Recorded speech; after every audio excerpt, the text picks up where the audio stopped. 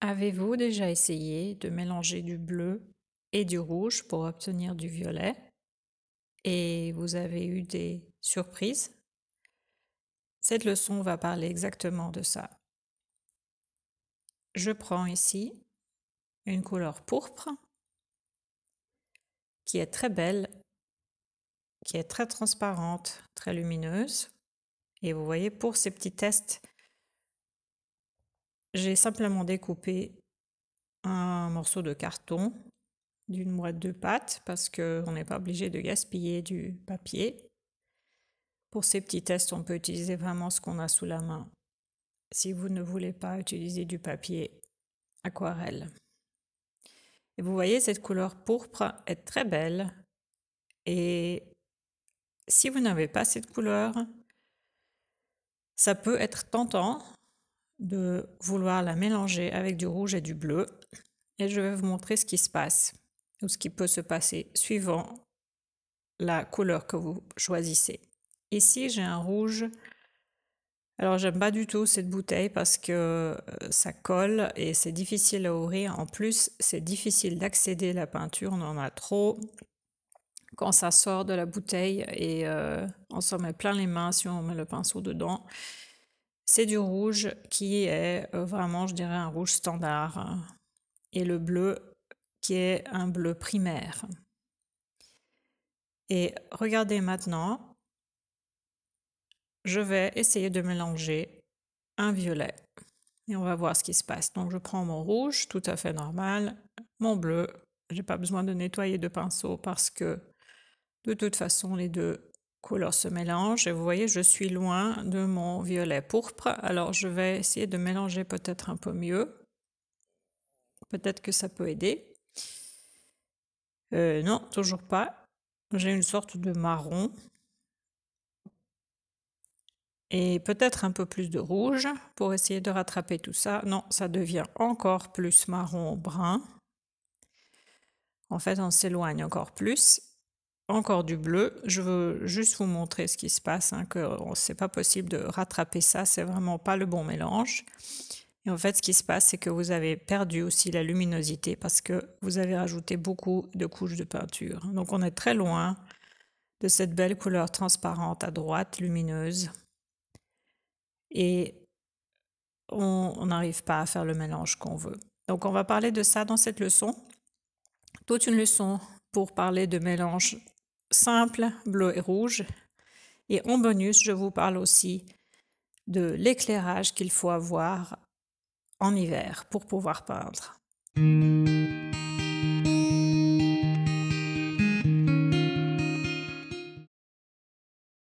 Pour faire cet exercice et pour vous montrer ce qui se passe en mélangeant des bleus et des rouges, j'ai pris ma sélection de bleus.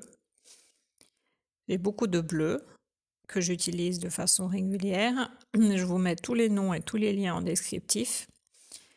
Et j'ai quadrillé ma feuille avec le nombre de cases que j'ai choisi pour mes peintures, plus une ligne en plus parce que je vais faire un tableau et donc le petit carré à gauche en haut va rester vide et le rouge va aller en bas à gauche. Vous allez voir tout ça. Donc pour l'instant, je mets mes couleurs à l'état pur.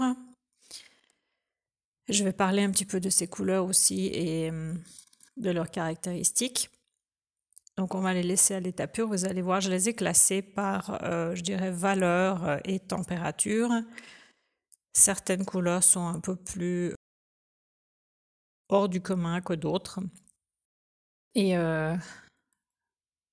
je vais vous expliquer comment on va procéder par la suite pour faire nos mélanges. Pour l'instant, je nettoie juste mon pinceau entre chaque application de peinture avec une lingette humide. Lingette humide sans parfum, c'est beaucoup plus simple que de courir chaque fois, changer le bocal d'eau et ça pollue moins l'environnement de ne pas mettre les restes de peinture dans votre évier.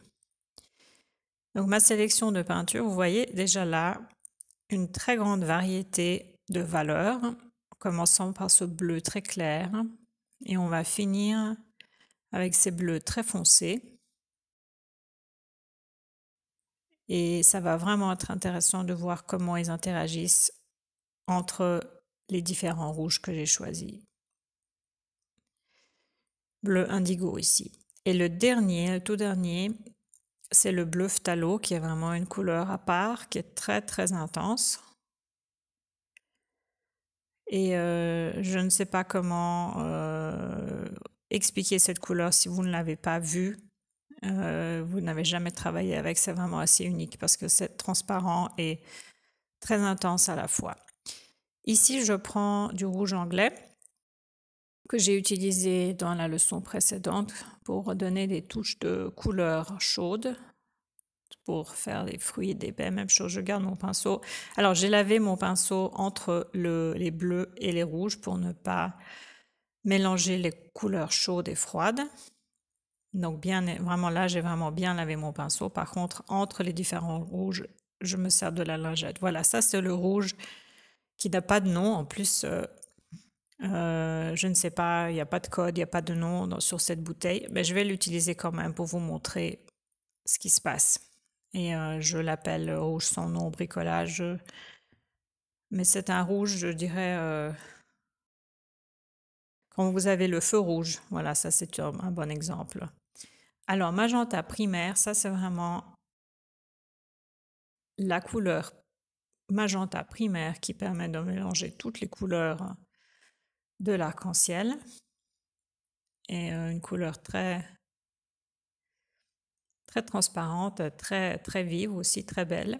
Et ça, c'est du magenta avec le nom imprononçable quinacridone, qui est plus foncé et aussi plus froide. Et j'ai aussi utilisé dans ce test. Et le dernier des rouges, c'est cramoisi alizarine. Alors ne me demandez pas pourquoi j'ai commencé à remplir de bas en haut. Mais voilà, ça c'est la première couleur rouge que je vais tester, c'est le alizarine cramoisi qui est une couleur assez froide pour du rouge. Et là, j'humidifie mon papier, mais vous allez voir, c'est pas une bonne idée parce que ça va couler. Je vais pas le faire par la suite. Je mets mon rouge partout et on va commencer par le bleu céleste clair, donc le tout premier échantillon de bleu qu'on a. Et vous voyez que ça nous donne un mauve lilas très clair. Et ce bleu céleste clair est une peinture qui est très opaque. Bleu turquoise, plus foncé, mais également une touche de vert. Maintenant, avec le bleu de céruleum et le bleu de bleu outre-mer. Maintenant, le bleu de cobalt. Et j'ai accéléré cette vidéo parce que sinon, on en a pour des heures. Et je vais prendre le temps ensuite de vous montrer en détail le résultat sur cette feuille et de parler des conclusions qu'on peut tirer de ce petit exercice. Et regardez là avec le bleu phthalo, très foncé, le mélange devient très très foncé. J'ai changé de procédure, j'ai mis les peintures maintenant sur mon ruban adhésif parce qu'ouvrir les tubes à chaque fois c'est un peu pénible. Donc deuxième rouge que je veux tester, le magenta quinacridone avec mes différents bleus et le bleu turquoise qui a une touche de vert donne un résultat assez intéressant qui sort vraiment du lot. Maintenant bleu céruleum et bleu outre-mer. Le bleu outre-mer est un bleu qui est très très transparent, très léger. Et ce magenta est semi-transparent, à la différence du magenta primaire. Donc ça donne quand même un mélange assez transparent à la fin. Bleu de Prusse, un bleu que j'aime beaucoup, mais vous voyez comme ces bleus à droite sont foncés, on dirait presque du noir, hein, à l'état pur, non dilué. Très très foncé ces valeurs. Et ce bleu phthalo qui est toujours très extrême. Et ça c'est encore un point intéressant. Voilà, ça c'est le magenta primaire. Et vous allez voir comment il se comporte. Un point qui est aussi important dans le mélange de couleurs, c'est le pouvoir colorant d'une peinture. Parfois, il suffit de très très peu, vraiment une toute petite touche sur le bout de votre pinceau pour apporter énormément de pigments dans le mélange.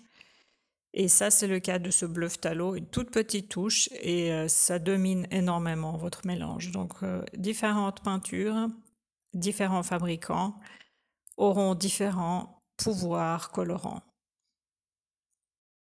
Et là, vous voyez cette rangée-là, c'est assez joli, hein. On a du point de vue violet, pourpre, on a des jolies combinaisons.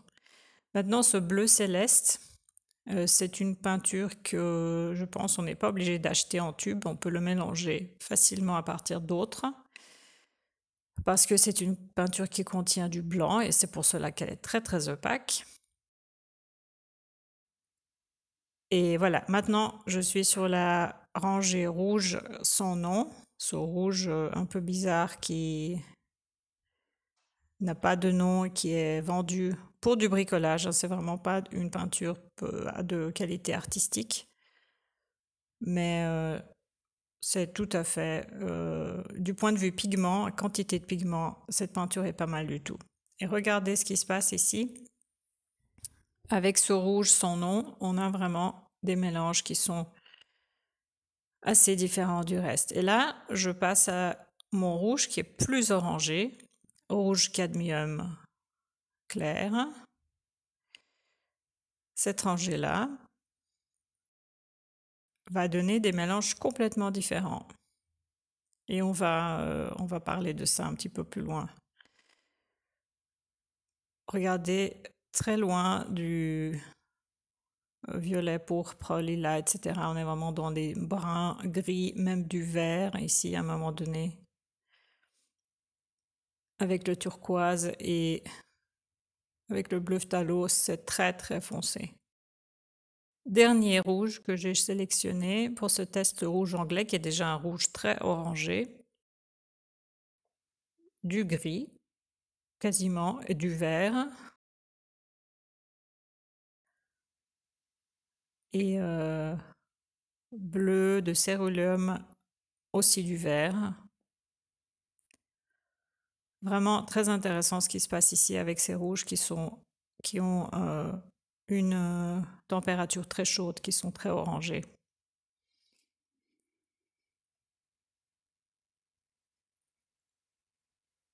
Et voici le résultat fini. Si ce contenu vous a plu, merci de laisser vos likes, de vous souscrire à ma chaîne et de cliquer la clochette de notification de nouveaux contenus. Maintenant, je veux vous montrer ce qui se passe quand on mélange les deux couleurs qui nous ont donné le violet pourpre qu'on essayait d'obtenir. Donc je prends ici mon magenta primaire. Et vous voyez, c'est une couleur qui est très, très transparente avec du bleu outre-mer qui est également une couleur très transparente. Et j'arrive à obtenir vraiment ce violet pourpre très beau. Et maintenant, si je mets du noir, ça c'est une erreur que beaucoup de débutants font, c'est que pour assombrir leur couleur, ils rajoutent du noir. Eh bien, on perd tout de suite la luminosité et cette intensité de couleur. Même si je rajoute un tout petit peu de noir, comme c'est le cas ici, ça rend ma couleur, mon mélange sale. Donc, si vous voulez assombrir votre couleur, ne mettez pas de noir, mettez un bleu plus foncé. Et avec le blanc, c'est moins dramatique, mais ça rend la couleur un peu terne et un peu délavée. Une autre chose que je veux vous montrer, c'est un mélange très beau à faire avec le bleu turquoise qui ne nous a pas donné des violets flagrants et renversants. Et même chose avec le bleu phthalo qui ne nous a pas donné vraiment des violets pourpres très beaux, peut-être à part celui-là. Mais ces deux couleurs ensemble, et là vous voyez, on a même du marron et du vert, mais ces deux couleurs mélangées ensemble vont vous donner un bleu absolument fabuleux. Moi, j'aime beaucoup ce mélange. Et ça, c'est du turquoise bleu. Il y a aussi du turquoise vert, mais ça, c'est du turquoise bleu. Et là, une toute petite touche de bleu phthalo parce que cette peinture a vraiment un pouvoir extrêmement colorant, extrêmement puissant. Et bien sûr, la couleur exacte va dépendre de votre écran, de beaucoup de choses, mais j'espère que à travers ma caméra et à travers votre écran, ça vous donne une idée. Donc essayez vous-même si vous n'avez pas ces couleurs de vous les procurer et de tester ces mélanges si vous aimez le bleu. Et moi en tout cas, le bleu c'est ma couleur préférée. Essayez ça. Et là, une toute petite touche de noir à nouveau pour vous montrer à quel point le noir tue la couleur, hein. Ça enlève tout de suite la saturation, ça rend la couleur beaucoup plus terne. Je veux maintenant vous montrer en détail le résultat de mes mélanges et de passer un petit peu de temps pour analyser ce qui s'est passé et de comprendre comment on peut utiliser tout ça. Et vraiment, je vous invite à faire cet exercice vous-même chez vous avec les bleus que vous avez, avec les rouges que vous avez et gardez cette feuille parce que c'est vraiment très précieux et vous allez apprendre beaucoup plus sur la théorie des couleurs et le mélange des couleurs en faisant cet exercice vous-même qu'en regardant 10 000 vidéos sur YouTube. Vraiment, je vous invite à faire ça. Et si vous voulez poster votre grille sur notre page Facebook, c'est toujours intéressant de voir ce que les autres font. En ce qui me concerne, regardons peut-être ligne par ligne. Avec le rouge cramoisi, on a vraiment des mélanges qui sont pas mal du point de vue pourpre-violet, mais on a aussi des extrêmes assez intéressants avec ce gris très beau que je trouve avec le bleu céleste clair. Et on a aussi je dirais que c'est un noir chromatique avec le bleu phthalo, hein. Les deux couleurs sont complémentaires et quand elles arrivent ensemble, se combinent ensemble, ça donne du noir chromatique. Une façon de mélanger du noir à partir de couleurs. Avec le magenta quinacridone, ce nom imprononçable, on a, je trouve, un très beau mélange avec le bleu céleste clair. On a aussi un mélange qui est pas mal avec le bleu outre-mer et le bleu de cobalt. Le bleu de cobalt est un bleu assez foncé il y a déjà une touche de violet en lui-même. Donc ça donne un mélange qui est, du point de vue couleur et température, très beau. Violet pourpre. Bleu de Prusse est un peu plus froid, je trouve, que le mélange précédent. Bleu indigo donne un mélange un peu plus sale. Je ne suis pas forcément fan de ça, mais bon, ça dépend à nouveau de l'application. C'est toujours intéressant de savoir ce qui se passe. Et par contre, la ligne suivante, avec notre magenta primaire, c'est ici qu'on a, je dirais, les mélanges probablement les plus proches de ce pourpre dioxazine qu'on voulait obtenir au début.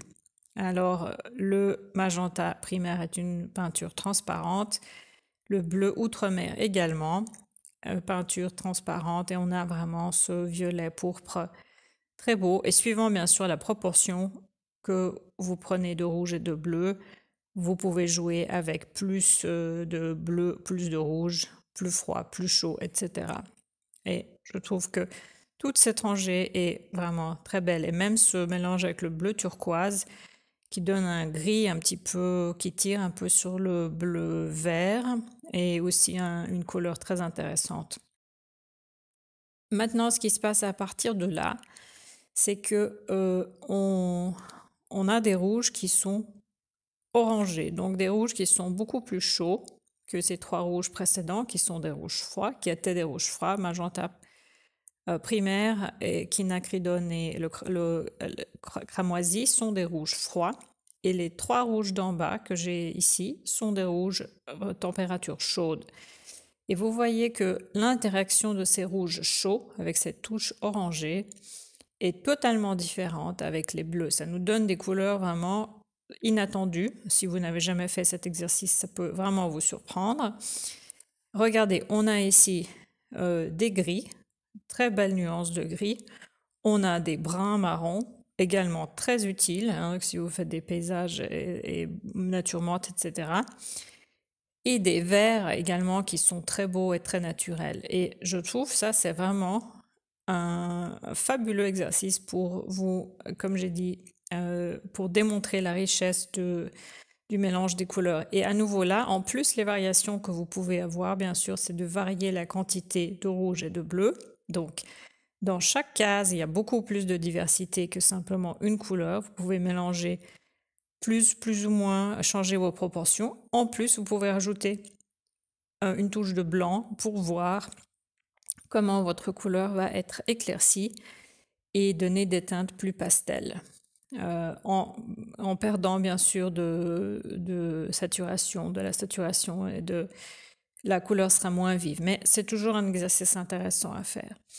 Et là, j'attire votre attention qu'on a à nouveau un noir chromatique ici avec ce bleu de Prusse et le rouge anglais qui sont des couleurs qui sont tout à fait vraiment qui s'annulent quasiment hein, et qui donnent un noir qui est en fait assez beau hein, si on veut avoir un noir chromatique.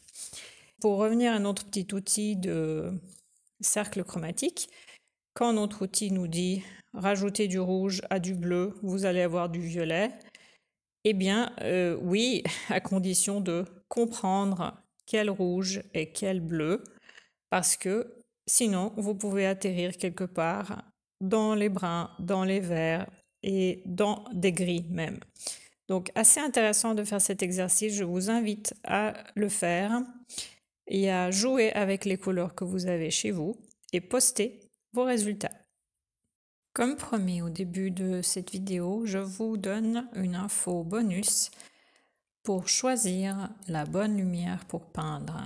Si comme moi, vous vous trouvez dans l'hémisphère nord maintenant, les journées sont courtes et si vous voulez peindre, il faut avoir une source de lumière adéquate.